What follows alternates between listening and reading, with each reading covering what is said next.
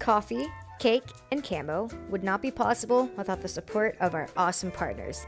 Thank you, Bryant Stratton College, for being a force behind the forces. Hi, everybody. Before we get started, the USO would like to officially welcome home the USS Dwight D. Eisenhower, the USS San Jacinto, the USS Vela Golf, the USS James E. Williams, and the USS Truxton.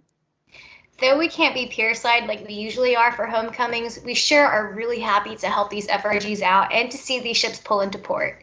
You are not lying. I sincerely miss homecomings, but anyway, to keep things going on a happy note, I'm Chelsea. And I'm Erica. And welcome to Coffee, Cake, and Camo. This podcast is brought to you by the USO of Hampton Roads in Central Virginia. You can search the handle at USOHRCV, and you can find us at hrcv.uso.org. And we want to take a second now to thank a very special sponsor of the USO, because without their support, we could not bring you this podcast or work to fulfill the USO mission. So special thank you to our awesome partner, Bryant Stratton College, for always supporting us, your local USO, and our military community. That's right. We love BSC. And in case any of our listeners are new to Coffee, Cake, and Camo or to the USO, the mission of the USO is to strengthen America's military service members by keeping them connected to family, home, and country throughout their service to the nation. Speaking of service to the nation, that's a great way to start today's episode, Chelsea. I know. I heard it on the news. I mean, it'll be a big change for the service members, because it's not just the usual reacclimating, but with COVID being the new norm, they were out to sea before COVID even started, which is crazy. But hey, we're all continuously adjusting, so it is what it is in this new world. Yeah, totally. I know, earlier when you had mentioned, we really do miss seeing, the homecomings. That truly is one of my favorite things about working for the USO. It's just seeing the families, reunited, especially, those that have kids, and they're just so happy to see mom or dad after, so long. It warms my heart, but it's okay. I know, me too. But hey, we'll get back to it eventually. We know we will. Yes, and we'll be looking forward to that. But in further news, there's 6 weeks to the official start of fall, which is pretty exciting. Isn't that your favorite season, Chelsea? Yeah, is that correct? I don't believe you. Are you teasing me? So you're serious? 6 weeks, and this summer is officially over. Oh my gosh! Flew by. So that means Erica, pumpkin everything is going to be popping up soon.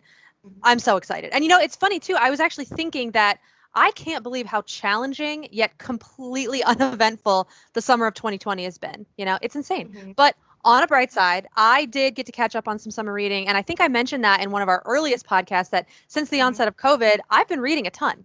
What were some of the things that you last read?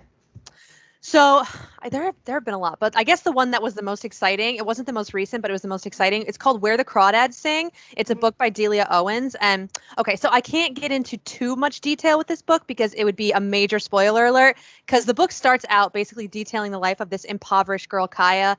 She's living in the swamps of, I think, North Carolina. It's somewhere in the deep South. And she just has a horrible life. And then it slowly intertwines with another timeline where she's an adult and she gets embroiled in the murder of her ex-boyfriend, who was not a great guy, by the way. And oh God, I could say so much about this, but I don't want to be a spoiler because if any of our listeners want to read it, I can't be that guy. So, but that sounds right up your alley, Chelsea, because I know that's I know you watch shows that are like that. Yeah, it's like murder. Yeah.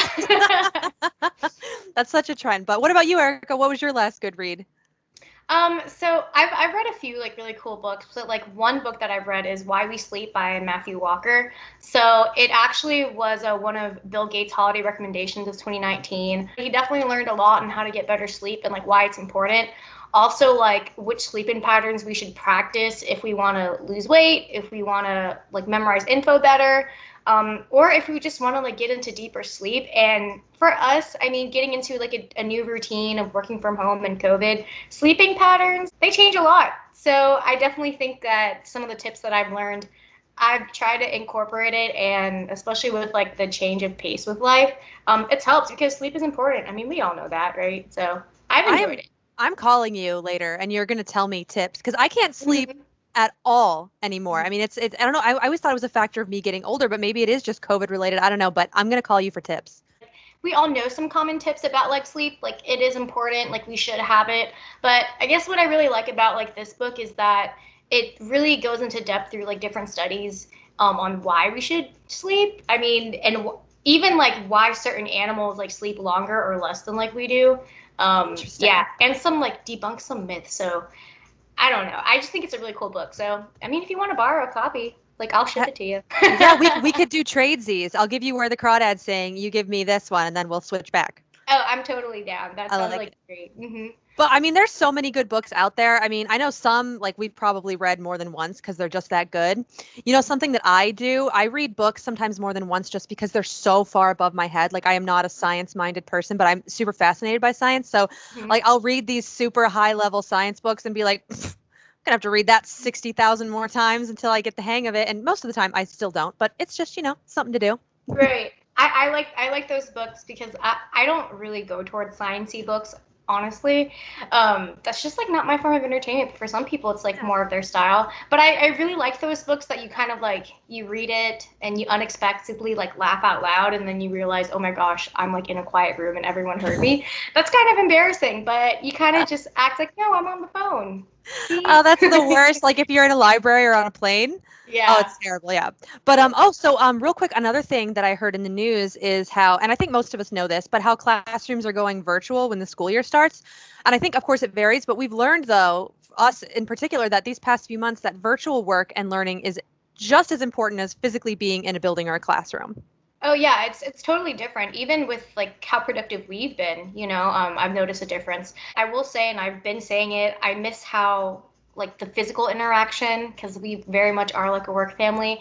But sometimes working from home, we get a lot of stuff done, especially since, I mean, our viewers know this. Chelsea and I share an office, and this chatterbox over here sometimes. Okay, we'll get into like a really cool conversation about a show. And it's really interesting, or like a podcast because we love podcasts over here. And then before I know it, it's lunchtime. So that's true. It's very professional. Well, that's very true. We do. Sometimes we'll just be, you know, sitting there at our desks and I put on a murder podcast because apparently now our listeners know I'm into that kind of thing. So I know. Well, to share with us today about getting more work done, which we all know is important, please welcome Jeff Thorid with the amazingly fantastic Bryant Stratton College. Hi, Chelsea. Hi, Erica. Hey, Hi, Jeff. Thanks so much for joining us today. Oh, my pleasure. Great to be here. Was looking forward to it. We are very excited too. We absolutely love Bryant Stratton College. So let's get right into it. Could you tell our listeners a little bit more about you, but also about Bryant Stratton College, or as we say, and I've said a couple times, BSC, and what you do there? Sure. Well, I am the director of Hampton Roads campuses. So I am over operations for both of the campuses in the Hampton Roads area, our campus in Hampton and in Virginia Beach. And the college itself, where to start? We are, it was established over 165 years ago. And actually, Henry Ford attended Bryant Stratton, if you can believe that. Wow. Yeah, right. I know it's been that long, but it goes to show we've been doing personalized career education for a long time, and so we're very not to toot our own horn, but we're very good at what we do, and we enjoy it. We have 19 campuses in 4 states: in Virginia, in Ohio, in New York, and in Wisconsin. We also have a campus in Richmond. At the Hampton and Virginia Beach campuses, we offer associate and bachelor degrees in career fields such as healthcare, information technology, business, and legal studies. We also it's been about 3 years now, we started a nursing program, an associate degree in nursing program, which leads to a registered nursing licensing capability. And just last year, we were fortunate enough to gain a programmatic accreditation for our nursing program from the American Council on Education and Nursing, or ACEN as it's called. So that's a real feather in our cap. We're really honored to receive that. Additionally, our MA program, if I may, is programmatically accredited by KHEP, which is a prestigious and really tenured accreditation body. And in the state of Virginia, there are only 2 colleges that are accredited by KHEP with their medical assisting program, and Bryant Stratton is one of those. So again, we're really proud of that. Yeah, Bryant Stratton College, especially their nursing program, I've heard such great things about it. It's super, super popular. And even among like service members, when, you know, their tables would stop by our centers, I mean, they just want more information about that. So thank you for mentioning that. But for those who don't know, Bryant Stratton College is actually a huge, mega huge supporter of the USO mission and our service members. So Jeff, could you share with us more about BSC's relationship with the USO? Yeah, I'd be glad to. We are so honored and privileged to be associated with the USO. And a big part of that is our Director of Military Relations, Colonel Lee Hicklin, who actually serves on the board at USO. And we were so fortunate to have Colonel working with us and also working with you and helping to cultivate that relationship. Because as I mentioned, we're just so honored and privileged to have that working relationship with the USO. A number of the endeavors that we partner with, one has been the Spooky Good Times or the Trunk or Treat adventure, where I'm sure many of your listeners are familiar, where we open the campus up to the military, both active and veteran and their families. And they come out and they can trick or treat. And we have many different venues. We have food. We have jumping stations. Well, again, I'm digressing because I know you sponsor all of that. You probably talked about it at length, but we're just so honored to be able to host that at the campus. Additionally, we just lunch and learns at the various USO sites around the area, where a colonel actually helps to facilitate those, to meet the military members and USO members as well. So we're just so honored, and we look forward to continuing that partnership in the future. Yeah, actually, when you guys come out to Lunch and Learns, you guys don't just come out. You bring fully boxed lunches from Panera. I mean, not only are the service members excited to actually learn about their education opportunities with you, but they're like, we're getting really great food. You're not just throwing a bag of chips at them. They get a full meal. It's great. That's awesome of you to say. Yeah, kind of you to say. We're thrilled to do that. Again, it's just one small way we can give back, because we're so honored for everything that our military personnel does, and also the USO. So that's the least we can do. But thank you for mentioning. No, thank you. Believe me. So as you guys, obviously, all of our listeners know, there is a ton of military and a ton of veterans in the Hampton Roads area. And so I'm sure that you see a lot of them on your campuses. So do you have any special services or programs that focus specifically on them?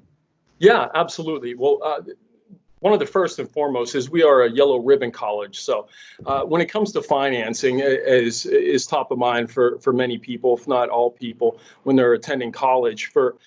When it comes to tuition and fees associated with the college, whatever isn't covered through other various funding methods for our military personnel, we're going to cover at least half of that and partner with the VA to make sure that we're coming up with institutional grants and any other scholarships that Bryant Stratton can do just that, come up with, to ensure that our military personnel and veterans and dependents and spouses are able to go through as seamlessly as possible. We know that there are enough other things to worry about at this moment that we'd like to take that off their plate for sure. Something else that we have at each one of our campuses is a military lounge or a vet center, where veterans and active military personnel and their dependents and spouses are able to go, and it's exclusively just for them. And it's a lounge area. We have computers, we have a television, we have lounge seating, we have a refrigerator, and it gives them sort of a respite, if you will, from the grind and day to day that college can bring sometimes, and it's just for them. Also, we have a number of military events and special events throughout the year that we hold for military and veterans, not the least of which is our annual Christmas party, where families are able to come, and we host a dinner, and we have prizes and Christmas presents for all of the kids, and door prizes, and really enjoy that. I'm trying to get the Colonel this year to dress up as Santa. If not maybe an elf costume. So if you guys can help me Love it. work on with that, yeah, I'll definitely send pictures. Yes, we have to do that. Oh, I would love to see that. Oh my gosh, yes. Right. What I loved, and Jeff, you mentioned this, but one thing that really stood out to me was that, with the busyness of life, with the stresses of school, with, these service members, they may have other commitments, they have families, and sometimes a lot of them are transitioning into another, I guess, path of life. So it's really awesome to know that Bryant Stratton College is trying to help out, not with tuition assistance and many programs, but also just their a quality experience at Bryant Stratton with these awesome events and lounge and things like that. That's just fantastic, and I think our listeners will be really happy to hear. But shifting gears a little bit, I know the Bobcats are a pretty big deal, and we love them. We love seeing them at our events too, especially at Spooky Good Times. But what about the Varsity Sports program? Could you give our listeners a little bit more information on that program?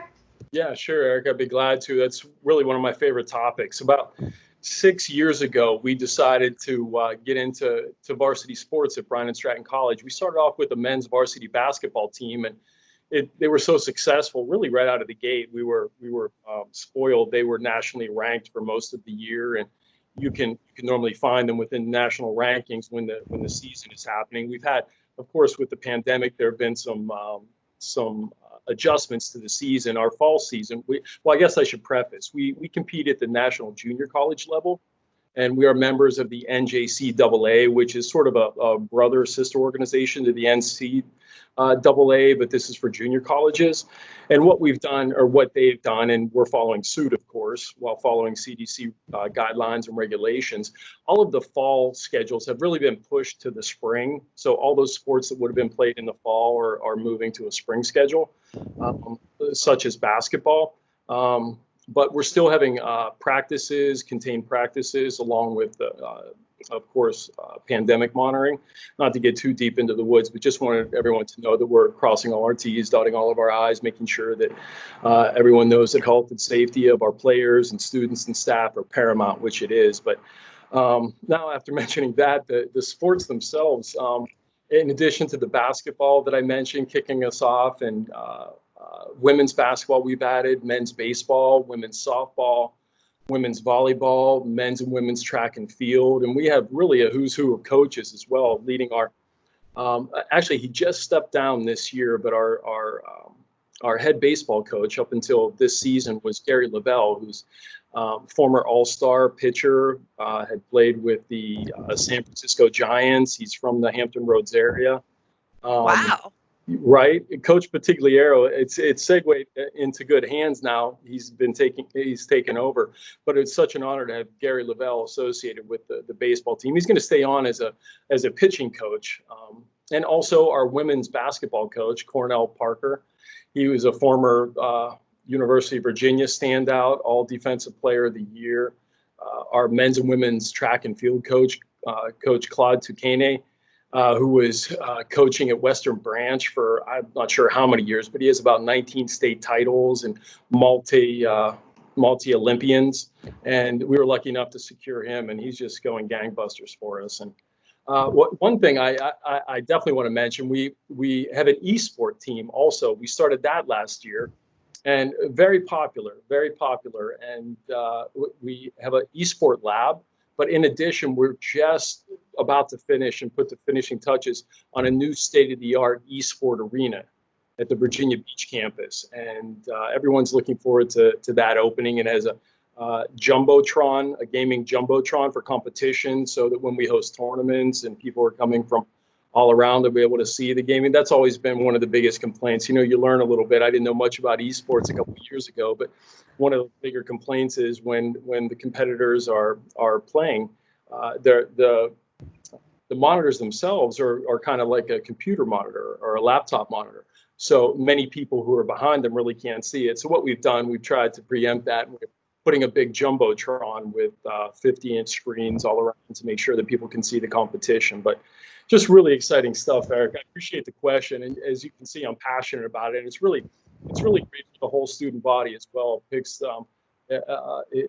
adds to the whole student spirit and student experience as well. That's awesome. Well, I don't know anything about sports, but I do know that everything that you just said is very impressive.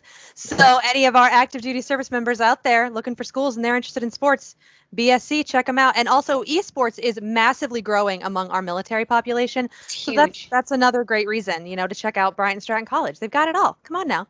So to switch gears one more time, do you find that military and veterans are concerned about coming to school? And if so, how do you help them see that they can do it?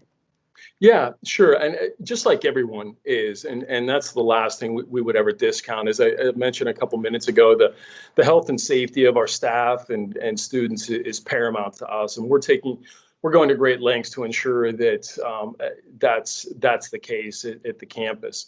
Along with, as I mentioned, following CDC guidelines, sanitizing. This fall, we're moving to fogging all of the classrooms and shutting them down for a requisite period of time in between classes to make sure they're completely sanitized, along with a number of other things. But in addition to that, we're certainly in tune with it. One of the things that we were certainly buoyed by was a while back, and I'm sure you're all aware of it and your listeners are aware of it, that there was legislation passed concerning veterans and making sure that they won't lose their benefits, certainly during the pandemic, if there's a need to segue to remote or online learning, that the housing allowances and GI payments for most of the members certainly will stay intact. So we work with all of our members that are attending college to make sure that they're aware of that they're able to access that through our financial aid staff. And also, as I mentioned, Colonel Lee Hicklin is just an outstanding resource for us as he is for you. And he works closely actually with individual students that are connected to the military to make sure that they're up to speed and all of these, as well as anything else that could help them from a resource standpoint. Well, thanks for sharing, Jeff. I know that, like you said, there are a lot of concerns about coming back to school with not just military and veterans, but like everyone in general. So it's really great to hear that VSC is taking the steps to make sure that the safety is ensured, but also with, their benefits. And it really sounds like a hands-on approach to make sure the transition of going back to school is really, really easy for the service members. So we really appreciate that. But before you head out, of course, we want to know where we can find more information. So how do people get started with Bryant Stratton College?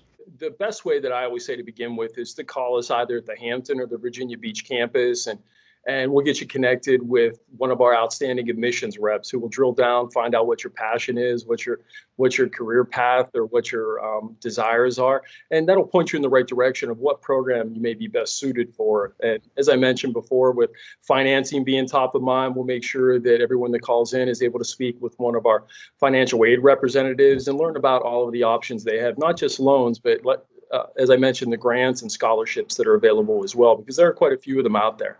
In addition, there's the website, bsc.edu and .com rather. And also, if anybody is interested in sports, there's bscbobcats.com as well. So if you'd like to be recruited, I mentioned also, Chelsea, I appreciated you elaborating on esports. One of the things that I find may be interesting, we were just sanctioned and okayed to have Call of Duty competitions as well. So hopefully that will be something that everyone will be interested in that's listening. So we welcome everyone to call and look forward to speaking with everyone. They will be interested, I promise you that much. I know Call of Duty is a very big deal. Apparently, I know nothing about esports like you, but I've heard it's a big deal. All right, cool beans. Well, once again, for more information, you can visit www.bryantstratton.edu. Thank you so very much for joining us today, Jeff. My pleasure. Thank you so much for your time. Thank you, Jeff. Well, that's all the time that we have today on Coffee Cake and Camo. Be sure to follow us on Facebook, Instagram, and YouTube. Search for the handle at USOHRCV. And as always, if there's a topic you'd like us to talk about or share with us, use the hashtag CoffeeCakeCamo. And once again, thank you so much to our amazing sponsor, Bryant Stratton College, for everything you do for the USO, our military community, and of course, Jeff, for joining us today. Well, I'm Chelsea. And I'm Erica. Stay connected and classy HRCV.